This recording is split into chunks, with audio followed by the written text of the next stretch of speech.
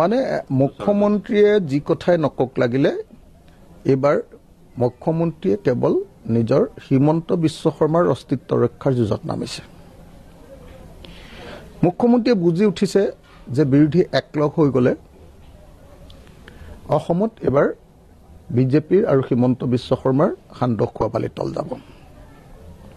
আৰু সেই কথাটো বুজি উঠিয়ে তেখেতে ইয়াক হিন্দু মুছলমানৰ ৰাজনীতিলৈ মানে পৰ্যবেক্ষিত কৰিবৰ কাৰণে অপচেষ্টা কৰিছে। মই ভাবোঁ যে অসমৰ মুখ্যমন্ত্ৰীৰ আজিৰ শ্বহীদ দিৱসৰ যি বক্তব্য, সেই বক্তব্য হ'ল এটা পলিটিকেলি মটিভেটেড, ৰাজনৈতিকভাৱে উদ্দেশ্য প্ৰণোদিত আৰু ৰাজনৈতিকভাৱে 2026 কাৰণে কৰা প্ৰস্তুতি।